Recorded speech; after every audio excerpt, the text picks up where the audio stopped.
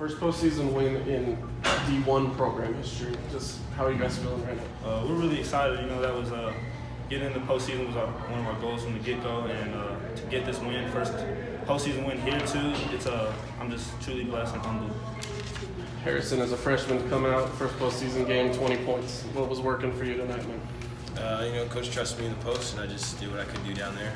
And teammates trusted me to pass me the ball down there, lob it over if they're in front of me, and it just worked. Cam, what was coach's message heading into OT? Just keep fighting. We had the momentum going in there, so we just knew if we brought that, just played, push 5 more minutes, and we knew we'd come up with the win.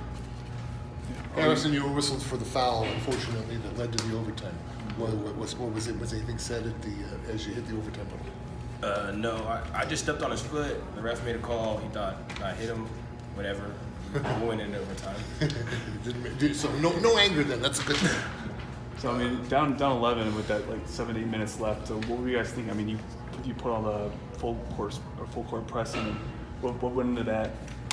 We practice that all the time. We do drills. We'll be down 12, 15, and 5-10 minutes left, and we got to try to get our way back. And I think that really kicked in, really helped us. Mm-hmm. What was it like playing Drake Stars today?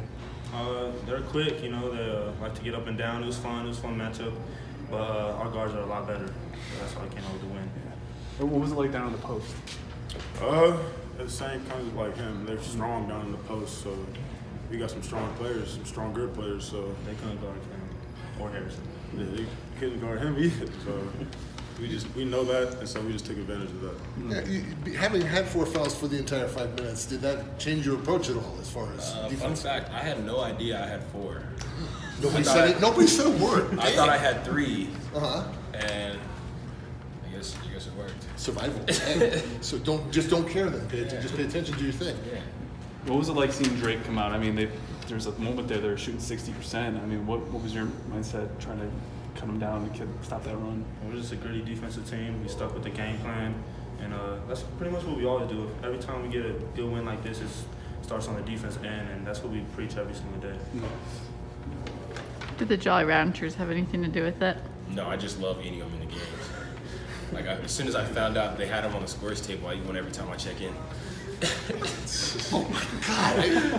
I can't. No. I can't. I had a picture of something, and it was something bad, and it was like it didn't happen. So we're all right. Oh yeah, so many people warned me that we're gonna choke, but no way. So, what does a win like this mean to you guys as a program going forward?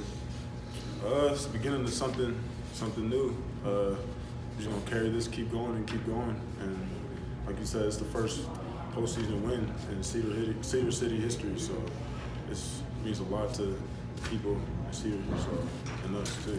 The crowd reaction had to be special then too. Yeah, for sure. Having the home game Wednesday next week, does that feeling good about that? Whoever it is. Hopefully we get the same crowd out, so they're loud, energetic again, and I think we really thrive off our fans or students. Okay. All right, thank you, Anthony. Statement, and then we'll just roll from there. I mean, just a war of a college basketball game. I mean, it was a battle. I mean, you saw, guys cramping up on both sides. I mean, everybody's playing so hard. I mean, hats off to Drake. What a program they've got in terms of gutty players and make all the right plays. I mean, that's a good team. There's a reason why they won the Missouri Valley. I mean, he's a heck of a coach, and they do a great job. But it was a lot of fun. I mean, it was a lot of fun. We saw, we always talk about needing everybody. We saw some guys kind of, Mason Fossil, those 2 freshmen combined for 29 and 19 and 4 blocks. Was a magnificent performance by those 2, and they were great in the press and kind of changed the momentum of the game. The Harrison got his 4th foul that led to the overtime. He said he didn't know he had 4 fouls. Did you say anything to him, or were you tempted to say anything to him? Nope. Sometimes it's better to not know, and especially sometimes guys get tentative that way. Right. We didn't really want them. We were willing to ride it out and take our chances and see what happened. But so sometimes it's better not to know. Yeah, but same thing with Mason, both sides. Yeah, just let them go, because their strength is their aggressiveness. Right. And they're tenacious, and we don't want to take that away. Sure. And unfortunately, it was great. They took a charge, they blocking shots, and they did a great job. How would you describe Mason's play today? I mean, he was all over the court. He blocks at the end of the game, and he kind of keeps your offense at the start of the game there too. I mean, he's an absolute tornado when he comes in the game. I mean, someone's going to get hit. You know, he's going to get his hand on balls, and you know, he gets 3 offensive rebounds. He was trapping like crazy in our press. He gets 3 blocks and a steal, and that's who he is. I mean, he's such a good player for us, and a lot of the stuff doesn't show up in the in the final stats, but he's a tremendous glue guy.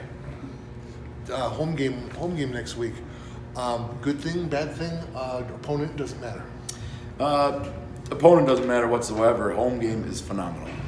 You know, that's great for us because you know, the travel that we've had, the injuries that we've had. You know, we're down in numbers. We only had a handful of guys really practicing leading up to this game, and as we're trying to keep them on ice so they can play and be effective. So it's a great deal for us. You know, it's just awesome to be able to host postseason basketball here in Cedar City. I mean, that's doesn't get much better than that. And the second week past the season conclusion, that's pretty cool.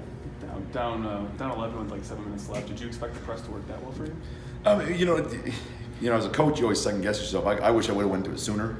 You know, I probably waited maybe a hair too long, but I was kind of worried about foul trouble, a little bit worried about our depth. You know, Andre had 4 at that point. It was kind of, we probably in hindsight probably waited 5-10 minutes too long to try to change the tempo of the game, but we wanted to put that in our package and try to you know, take advantage of fatigue and let our guys fly around a little bit. And your offense had 4 players in double figures.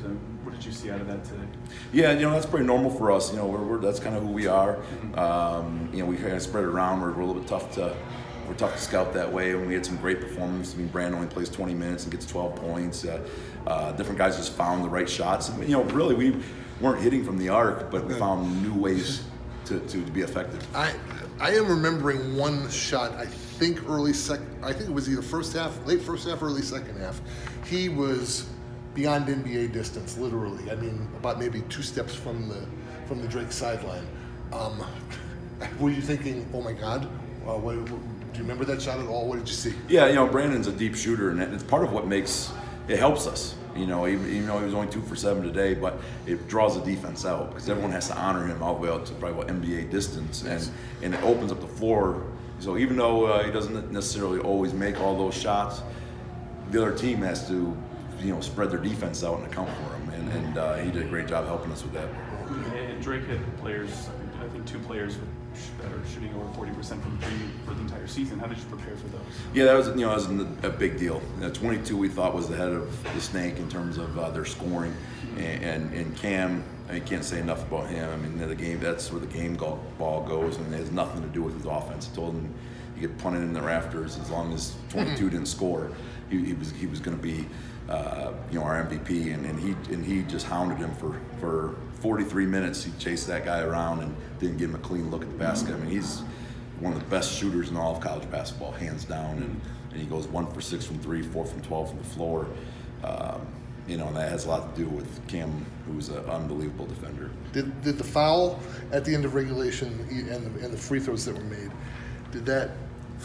how did that get in your? Did it get in your hands? What was the thing as your reset for OT? Yeah, I mean, you know, we move on pretty quick on stuff. You know what I mean? I didn't see it the same way. It looked like he stepped on a foot, but you know, I also like to officiate from 50 feet away sometimes. So, you know, that. You would have a better look if it were in that end. Yeah, exactly. But you know, you're a little bit more worried about, okay, he gets 2 free throws to go through. You know, does he get going now? You know, because sometimes when they get to the line, they get them going. They didn't miss all night either. I mean, you know, the attempts were limited. Yep, and that's them to a little degree. And but I mean, we did a great job. I mean, 51 rebounds to their 40, and 17 assists. I mean, we did some really good things that I was pretty proud of. When you look at Drake as a program, this is also someone that's kind of rebuilding, retooling their program in the MVC, now co-conference champions. Do you see in Drake what you could be in a couple of years? Well, you obviously you appreciate their success. I mean, anybody that wins 24 games, and you know, especially in a league like Missouri Valley, and they tie with Loyola, who was in the Final Four last year. I mean, that's a good league, top to bottom, and you know, that's where we want to be. We want to win league titles. We want to do stuff like that. We want to win postseason games, and you know, I believe Drake is you know, one of the highest ranked teams in the CIT. So, you know, so certainly these little milestones are significant because I have the utmost respect for Drake and what that program is. And I guess now that the season's not over yet, but like, what's your next step? Like, you're looking for Harrison to be more of an offensive star when it comes to players or teams like this. I mean, I know Brandon's coming off the bench, but with Harrison playing as well as he's offensively, are you going to keep putting him in that marquee role? You know, he does a good job with the package of stuff that we do. You know, and I kind of like our offensive balance. You know, we just didn't make shots today. I thought we got great ones. You know, and in this time of year, tournament play, that you see that all over the place. You know, the guys are fatigued, but guys are, you know, that was a lot more to do with teams this time of year are playing so hard. And you're not going to get very many great looks, you know, and you're going to do it with a little fatigue because you're playing so hard defensively. So, but yeah, we'll need him. We'll need kind of everybody.